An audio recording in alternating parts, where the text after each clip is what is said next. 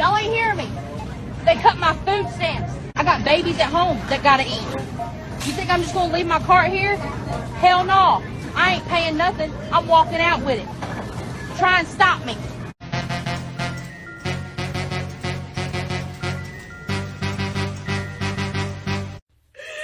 hurry and turn food stamps back on.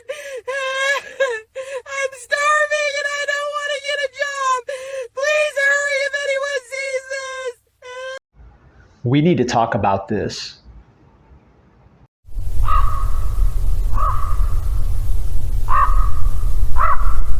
Today, we're going to dive into some clips that show different reactions to food stamps, also known as SNAP benefits. Some people are frustrated with the amounts that they receive. Others, they talk about being on them for years, and some even treat it like it's some sort of a status symbol. But what I want to do is I want to break down these reactions, look at the facts behind the programs, and discuss what the data actually says, who it helps, and how much it provides, and how it's meant to work. My kids have not eaten in 5 days. It is the taxpayer's responsibility to take care of my kids. Oh my God. What me and my kids gonna do? I only got $60 in my food. They cut my food stamps to $60. What me and my kids gonna do? Like, that's crazy. I looked at my thing, it said $60. What is that? Well, 60 bucks. That could buy a lot of rice and beans. Could buy a lot of essentials that you need. You can start with that. I got about 6 kids. What is that gonna do, $60? Yes, $60 is not much food. Inflation is real and many households are experiencing the same pressure. SNAP was never designed to cover all food costs. It's meant to supplement, not replace a household's own budget. The average SNAP benefit varies based on income, household size, and expenses. So an amount that seems low often reflects the program's formula, not a personal slight.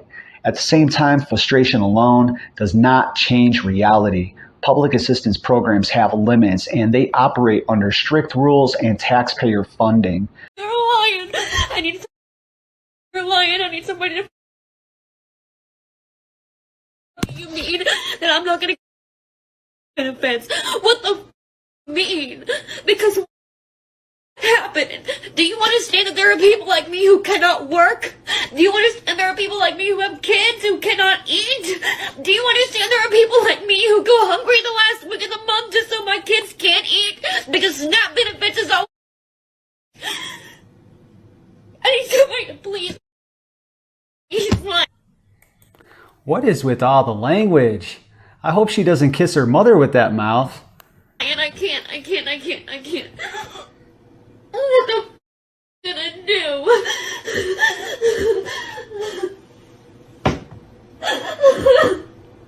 All right, so here she's saying that she hasn't eaten in 3 days, and at the same time, she's swearing, crying, and throwing a full tantrum. And look, going without food that long is serious. If someone is genuinely hungry, that kind of stress can absolutely push them to an emotional breaking point. It's hard for viewers to understand what's real and what might be exaggerated, because when the message is delivered like this, it almost works against her, because people stop focusing on the possible struggle and they start reacting to the behavior instead. I don't believe this. I've gotten food stamps literally all my life. Like when I was younger, I was on my mom's food stamp case. As soon as I turned 18, I got my own food stamps. And then I started having kids. I got 3 of them. They all on my food stamp case. Like, I can't imagine like not having food stamps. Well, there's a first time for everything. I've had different amounts of food stamps. Like when I've been working, my food stamps have been as low as like $19 one time. But then I had kids, and so it was always like 100, 200, 300. But now I have 3 kids and I have minimum wage employment, and I get like $800 a month in food stamps. Woo! $800 a month in food stamps. Wow. That's crazy. I'm sorry. I voted for him. I thought he was going to help folks like me. I really did. Now my SNAP's gone, my Medicaid's gone. They cut off my heat and help last week. I don't know how. Why do TikTokers feel the need to put the camera that close to their face? Oh, it drives me crazy. I'm supposed to buy groceries next month to keep the lights on. I ain't got no. This highlights a real issue. SNAP is designed as a supplemental program meant to provide temporary or situational support based on income and household size. But long-term or even generational use does happen occasionally, especially in families facing consistent economic problems at the same time. Discussing the benefits as if they're an automatic part of life raises questions about how normalized the system can become when public assistance becomes the default rather than the backup. But are we still talking about hot Taz got $1,100 in food stamps? I mean, come on, y'all. I told you I got 5 children. Damn, that's good. Y'all want some? Because with them $1,100 in food stamps, I fed everybody. Which, by the way, somebody told me that was a crime. Everybody talking about me having 7 kids. So what? Yes, we're getting 3K in EBT. I am dating the EBT plug right now in the office. He is the man in the office. I am dating him. We are currently pregnant right now. This is my 8th child. I will be having a baby boy again. That is 8 boys all together. And here's my oldest right here.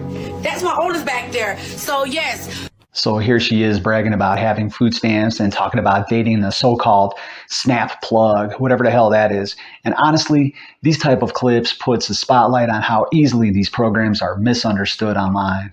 SNAP is meant to help people who really need it, not something to flex or turn into some sort of a status symbol.